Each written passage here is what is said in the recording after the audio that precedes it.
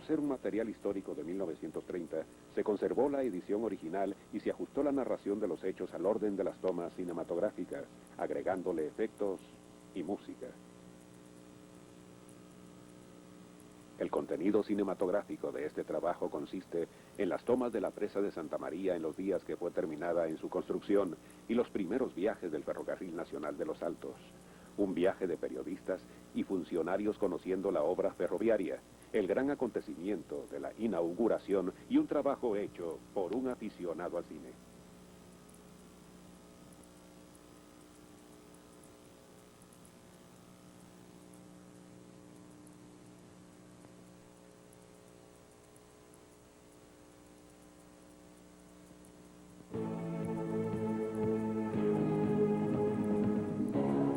Estas imágenes son las más antiguas de los 4 rollos cinematográficos que hoy usted está viendo. La presa de Santa María en los días que fue terminada en el año de 1926. La robusta estructura fue comenzada 5 años antes, durante el gobierno de José María Orellana. Actualmente esta presa pertenece al Instituto Nacional de Electrificación, interconectada a la red de energía eléctrica del país. En estas tomas, aún el embalse se encontraba muy bajo en el nivel del agua, pues se instalaba una compuerta de acero directamente en el flujo hacia las turbinas, para prevenir futuras averías por las impurezas en las aguas del río Samalá, y en el caso también de futuros chubascos.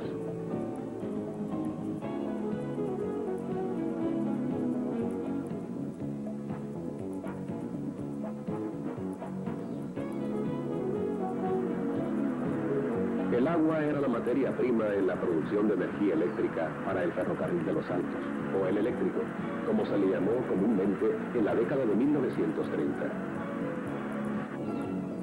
En esta vista de los tubos destinados para el agua de las turbinas, antes de ser instalados, los obreros muestran el fabuloso diámetro interior del material, cuestión excepcional en aquellos tiempos, cuando la presa de Santa María era una de las más potentes en Latinoamérica y de una gran calidad en su construcción.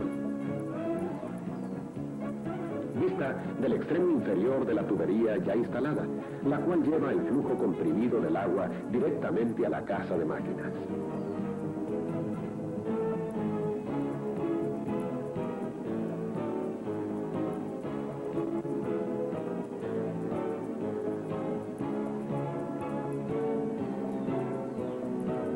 A pesar de la depresión económica de los años 30, en Guatemala se logró la realización de una obra como esta.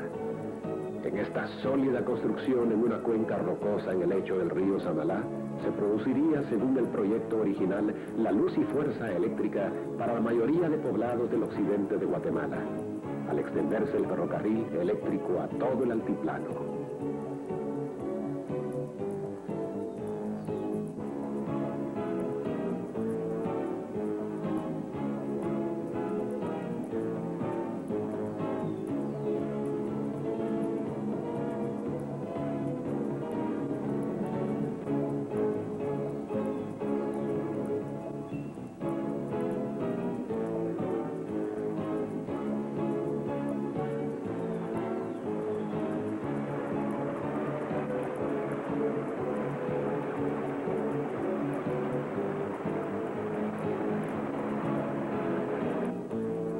Esta vista, tomada desde la montaña, nos muestra la magnífica belleza de toda la obra.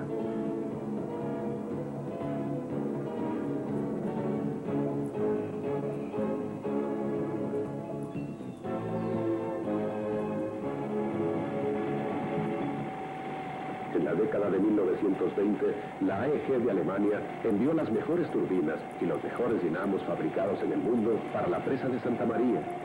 En la casa de máquinas se producen varios miles de kilovatios hasta la fecha, con muy pocas interrupciones en sus 70 años de existencia.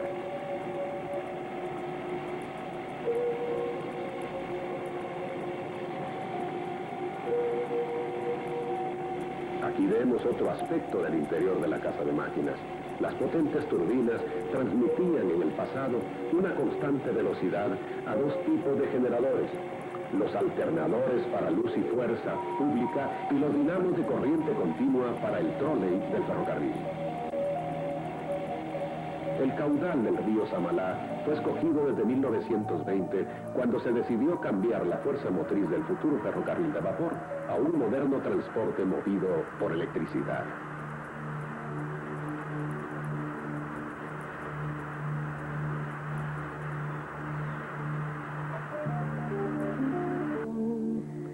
Uno de los primeros viajes del eléctrico, como se le llamó a este ferrocarril, para diferenciarlo del ferrocarril de vapor de la IRCA.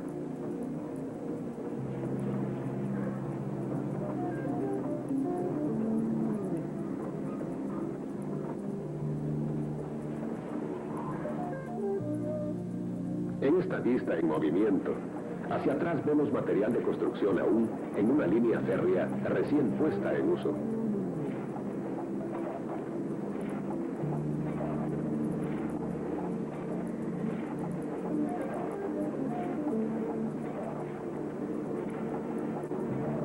El ferrocarril fue construido dentro de un magnífico escenario natural. En el curso de la línea férrea, uno de los parajes más hermosos, muy cerca de la presa de Santa María.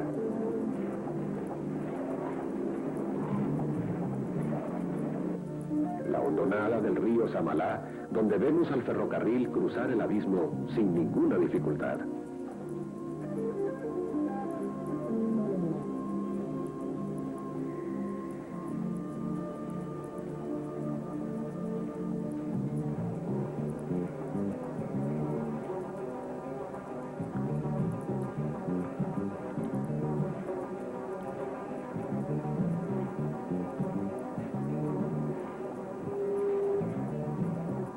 El único túnel en el trayecto de 44 kilómetros del ferrocarril con una longitud impresionante, construido en una montaña rocosa.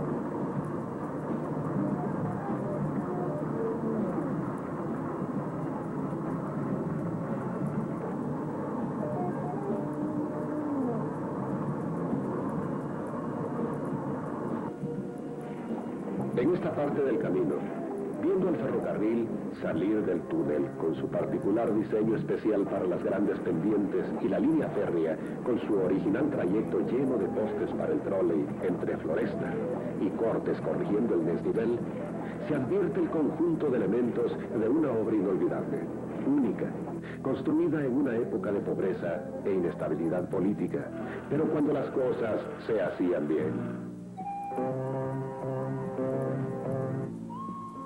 Vemos las precipitaciones de vapor de agua de origen volcánico que completaban la belleza de todo esto, en un lugar de tierra fértil con un clima inigualable para la producción de una gran variedad de productos agrícolas.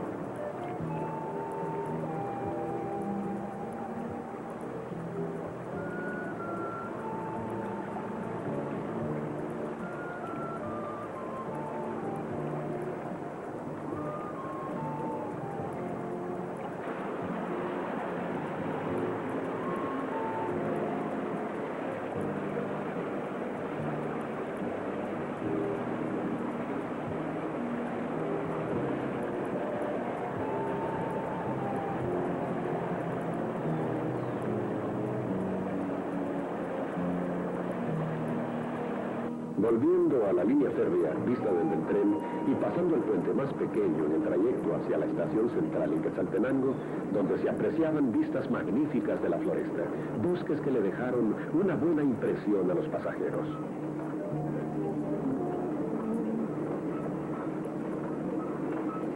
La las últimas vistas de los paredones y cortes en nuestro viaje. A esta altura el ferrocarril había ascendido desde la costa en San Felipe Retaluleu en una pronunciada línea inclinada de un 9%, récord mundial establecido por el Ferrocarril de los Altos y registrado en varias enciclopedias y libros de la época.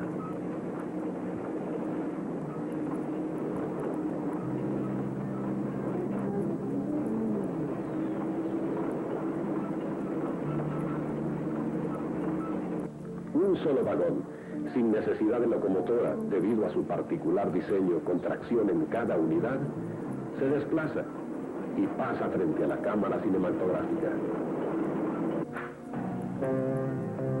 En esta vista que trasciende los 60 años, vemos a un grupo de pasajeros que esperan el próximo tren para San Felipe. El destino quiso que quedaran sus imágenes en el celuloide de esta cinta. Es casi seguro que ninguno viva allá. Pero es maravilloso que percibamos aún su alegría manifiesta frente a la cámara, recolector silencioso de imágenes en movimiento para la posteridad, que no los dejó fuera.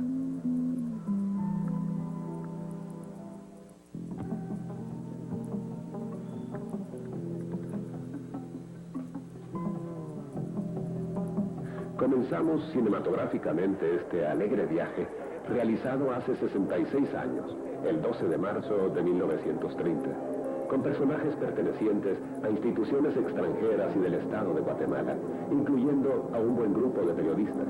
Los vemos subiendo al tren en la estación central en Quetzaltenango.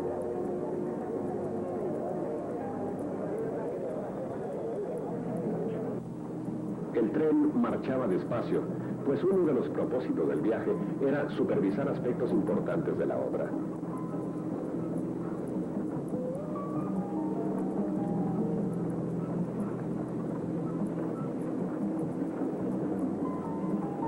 Según artículos de prensa posteriores al viaje, se revisó todo lo concerniente a la seguridad de los pasajeros. La línea férrea del Ferrocarril Nacional de los Altos se diferenciaba de la línea del Ferrocarril de la Irca por ser más fuerte en el gran número de durmientes, descansando en grava considerablemente apisonada. Además, sobrepasaba los 3 pies de ancho, norma establecida para el ferrocarril en Guatemala en el año de 1880. Este ferrocarril, pues, era muy seguro, y gran parte de sus enemigos actuaban y escribían en contra del eléctrico por la ignorancia de la época y el temor a la electricidad. En esta vista de la línea vemos una bodega del mantenimiento y un cruce de la carretera a nivel.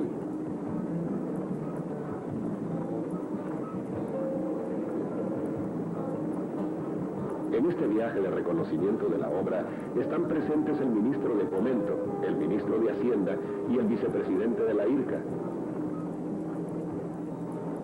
También viajaron los diputados miembros de la Comisión de Fomento, 3 ingenieros de la compañía AEG de Alemania, constructora del ferrocarril, y el presidente del comité del Ferrocarril de los Altos.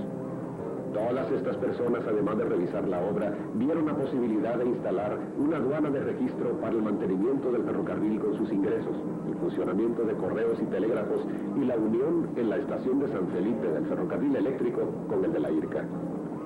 En esta forma estarían asegurados los ingresos, las comunicaciones telegráficas y el funcionamiento del ramal del ferrocarril quetzalteco para viajar a los puertos y a la capital.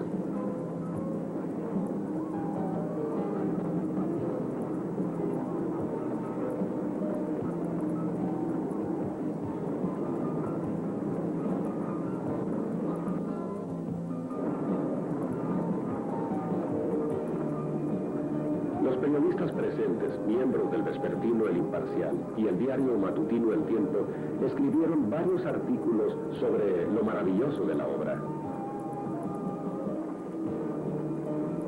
La ruta del eléctrico poseía grandes cortes en montañas de pura roca.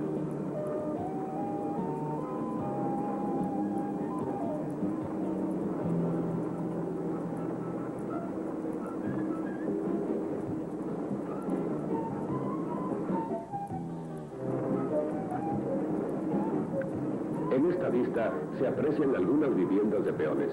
En un segundo plano, el arco Pirineos, una de las construcciones que embellecían la ruta del ferrocarril. y debajo del arco. A la izquierda, un poco más lejos de la construcción, un camarógrafo que se apresta a fotografiar al ferrocarril bajo el arco.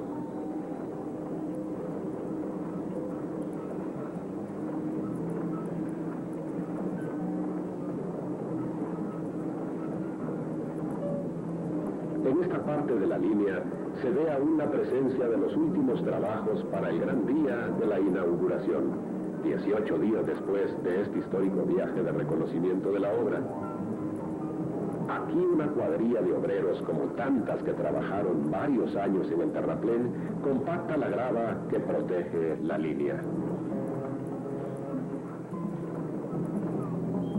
Los técnicos de la AEG y los ministros de Fomento y Hacienda hicieron funcionar varias veces los frenos electromecánicos del ferrocarril en la pendiente hacia San Felipe, verificando la seguridad de los frenos en caso de una emergencia.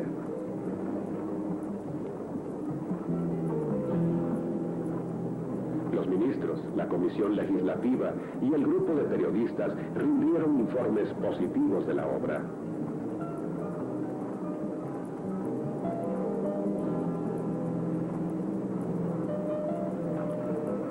En esta vista, el ferrocarril pasa por el más pequeño de los 3 puentes metálicos que utilizaba en su ruta de 44 kilómetros de recorrido.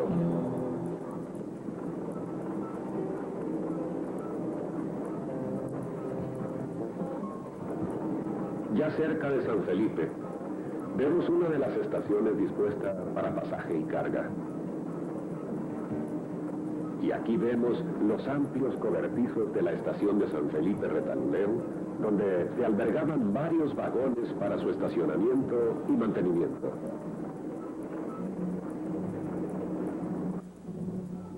Aquí los pasajeros transbordaban al ferrocarril de vapor de la Irca para viajar a cualquier parte. Los horarios de los trenes se sincronizaron inmediatamente después de la inauguración del eléctrico de los Altos.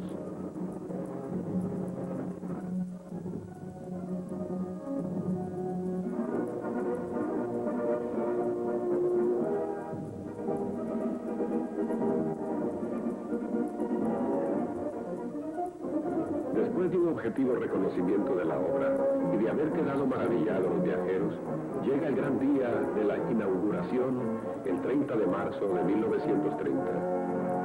Vemos en la terminal de San Felipe a la comitiva oficial que recién llegaba de la capital por la mañana, y al público reunidos para salir hacia Quetzaltenango. En las imágenes, el gerente de la IRCA, el ministro de Fomento y los diputados miembros de la Comisión de Fomento. Estos funcionarios viajaron con sus familias y acompañados de un buen grupo de periodistas. Había impaciencia en el público por salir pronto hacia Quetzaltenango. El coronel Daniel Hernández Figueroa, ministro de Fomento, invitando a varias personas a acercarse a la cámara cinematográfica.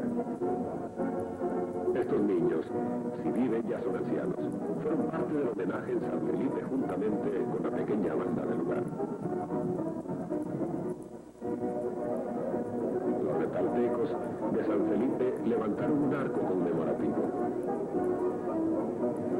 Los actos de despedida al tren inaugural no terminaban. La comitiva observaba desde el ferrocarril.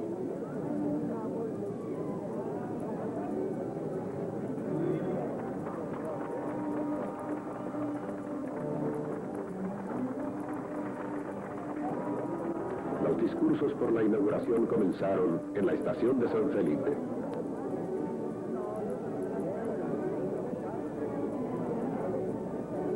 Estos representantes de la juventud de la época fueron testigos de todo esto. Todos los pueblos de Occidente estaban de fiesta. Nadie podía detener el júbilo por la realización de un sueño que comenzó en el siglo pasado. Este 30 de marzo se cristalizaba el viejo anhelo de tener un ferrocarril para las fértiles tierras del altiplano guatemalteco. Todas las estaciones al paso del tren inaugural estaban adornadas y con muchos espectadores. Quien escribió que los pueblos que luchan tenazmente por su superación festejan grandemente lo que realizan, tenía mucha razón.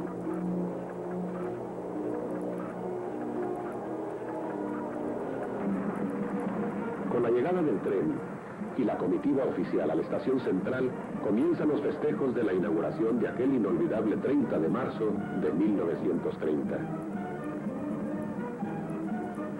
En este patio de trenes se reunieron personas de otros países, de la capital de Guatemala y de todo el occidente de la República.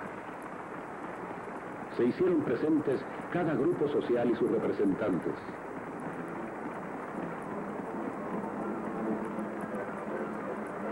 Niños, damas, caballeros y mucho público.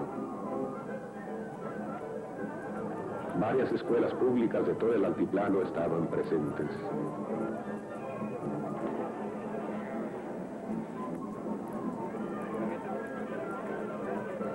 Aquí vemos a algunas personas movilizándose hacia el cobertizo principal para el desarrollo de los puntos del programa oficial.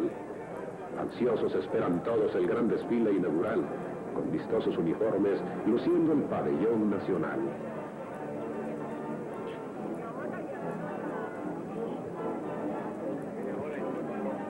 Autoridades, diferentes centros educativos, obreros y espectadores, hasta de lugares remotos, colmaron las amplias instalaciones del Ferrocarril Nacional de los Altos. El camarógrafo, utilizando un aparato de manivela, colocado en un trípode, filmó de acuerdo a las normas de la época estas históricas tomas.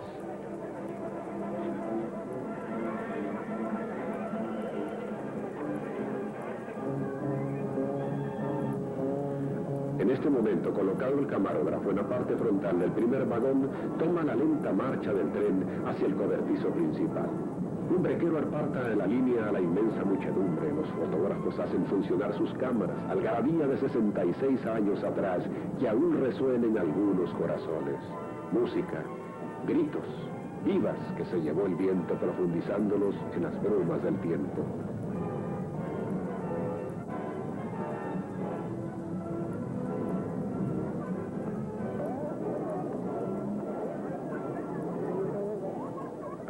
El clímax de los festejos, el ministro de Fomento declarando inaugurado el Ferrocarril Nacional de los Altos. El presidente de la Cámara Legislativa y otras personas escuchan. El primer mandatario de la nación, don Lázaro Chacón, no pudo llegar al acontecimiento. Los discursos toman un aspecto dramático. Los diputados que se hicieron presentes. Los obreros recordaron el arduo trabajo durante varios años. El comité del ferrocarril hizo memoria de la realización de un largo sueño. La compañía ferroviaria norteamericana elogió la magnífica obra. Y el desfile, encabezado por una carroza que mostraba una magnífica maqueta de la presa de Santa María.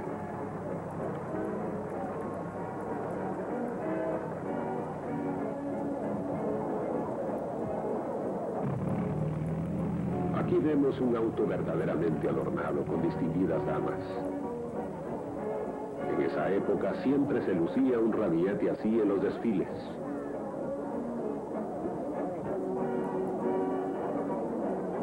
El camarógrafo, con las técnicas de la época, colocó la cámara frente al desfile y le dio vuelo a la manivela. Con la consecuente disparidad en el movimiento por el control manual de la velocidad de la cámara, los trabajadores, constructores y muchos escolares quedaron en el celuloide al marchar unidos, representando a varios pueblos que se regocijaban por el ferrocarril.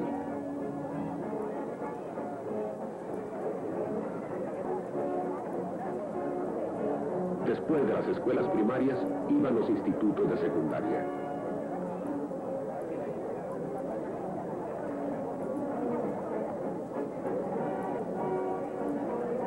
Estos establecimientos, por este tiempo, ya contaban con más de 60 años de existencia.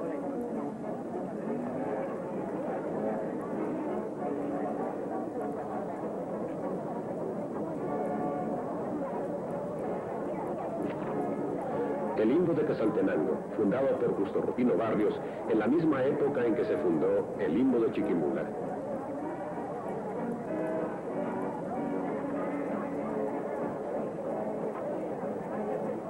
Y hacia el final del desfile, que culminó en la estación central de trenes al filo del mediodía, entre algarabía, cohetes y vivas, inmediatamente después de los escolares de varios lugares del occidente del país, marcharon los obreros que construyeron la magna obra, portando un estandarte con el emblema del ferrocarril de los Altos.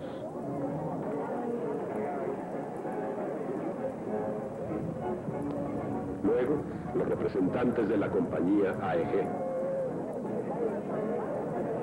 Mientras se preparaba un banquete para autoridades y representantes, el público abarrotaba las instalaciones de la central de trenes.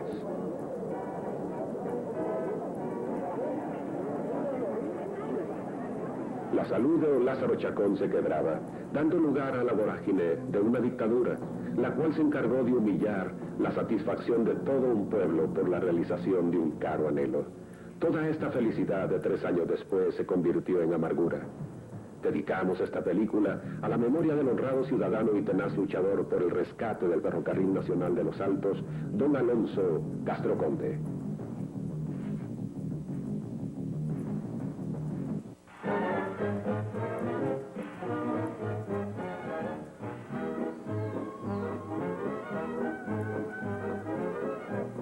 Esta es una película diferente. Es el trabajo de un aficionado al cine anónimo. Como ven, las tomas son muy cortas. Exponen en una forma inexperta parte de la obra del ferrocarril. Pero como sea, es un documento histórico que tiene tomas valiosas. Claramente la cinta muestra una serie de vistas en un viaje de ida y vuelta a Quetzaltenango en el tren, con una moderna cámara de cuerda, desconocida por muchos en esa época. Una vista de la casa de máquinas.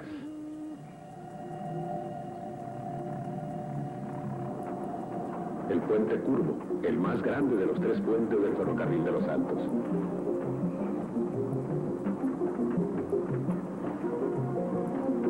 Aquí se ve la gran utilidad de la franja peatonal. De esto carecían los puentes del ferrocarril central de la Irca. Estas tomas también difieren en que esta cámara se sostenía manualmente, sin trípode, por lo que podía variarse más fácilmente en la toma de vistas, haciendo el trabajo más rico en cuanto a los ángulos observados.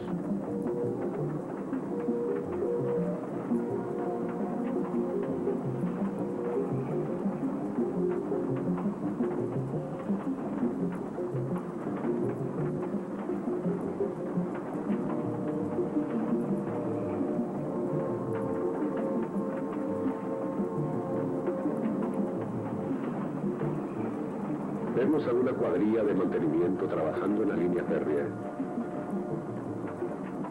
El camarógrafo aprovechó todo el viaje, dando cuerda después de cada toma a su cámara. Al detenerse el tren en una estación, se bajó y fotografió estos switches de cambios de vía en la ruta del eléctrico. Sigue el tren su camino hacia otra estación.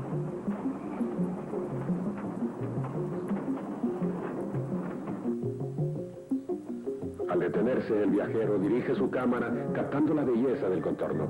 2 caídas de agua.